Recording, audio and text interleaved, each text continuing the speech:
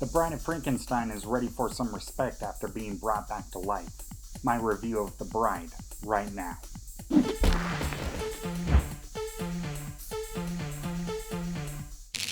Welcome to Resta Reviews, my name is Daniel, and today I will be reviewing the horror crime romance film, The Bride. It's written and directed by Maggie Gyllenhaal and stars Jessie Buckley, Bale, Peter Sarsgaard, Penelope Cruz, and Annette Benning.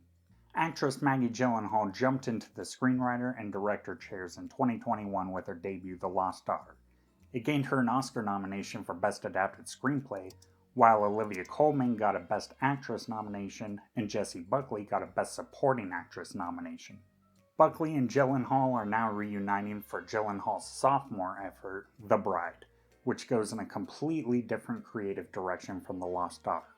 While many of its parts feel sewn and stitched together, The Bride is an audacious entry in Gyllenhaal's emerging career as a writer and director.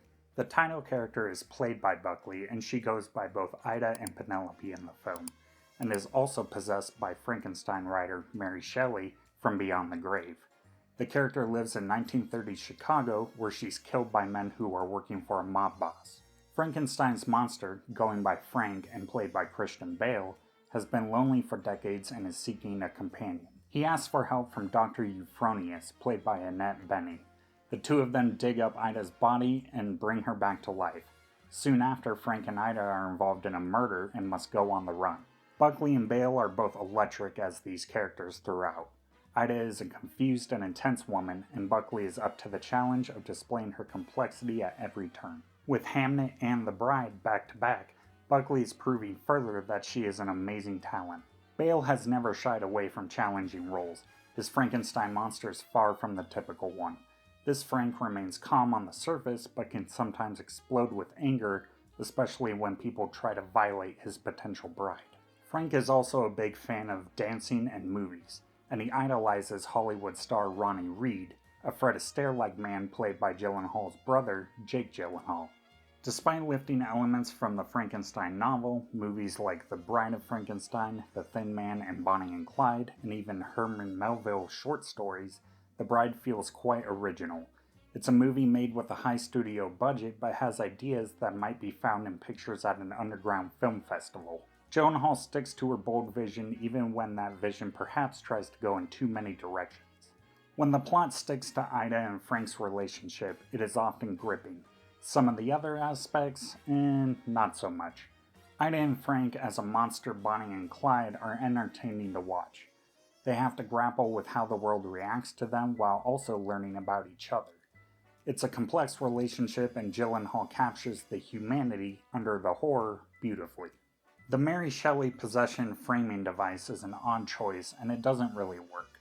Buckley puts on a different voice whenever Shelley decides to invade Ida's mind, but the monologues from Shelley often feel like they're overwritten word salads.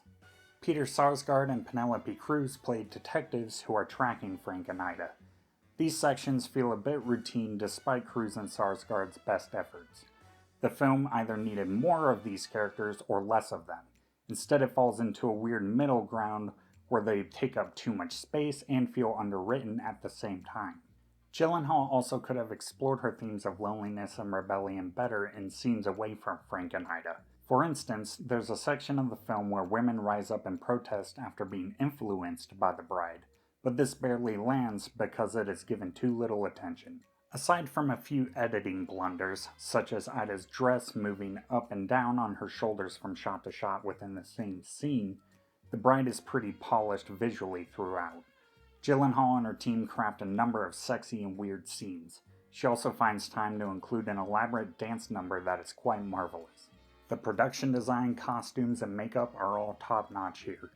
Ida's main look, with her bright orange dress, disheveled hair, and black smudge across her face, feels instantly iconic.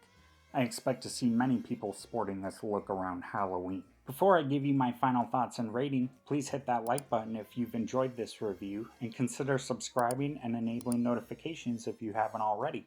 You can also find and follow me on the social media platforms Blue Sky, Letterboxd, Backlog, and Award Expert. The Bride is a messy but fascinating film from Gyllenhaal. Buckley and Bale hold it together with their magnetic turns even as it flirts with flying off the rails. Despite its flaws, The Bride is a feminist fantasy with craft to spare. I'm giving The Bride a 7.5 out of 10. I think it's a good film and I recommend it as a matinee if you're really curious about it. But if you're only slightly interested, maybe wait for streaming. Let me know in the comments if you're excited for The Bride, and what's your favorite movie featuring Frankenstein? I love a lot of the classic ones myself, especially the 1930s ones made by James Whale. Thank you so much for watching this video. You can check out these other videos on Resta Reviews right now.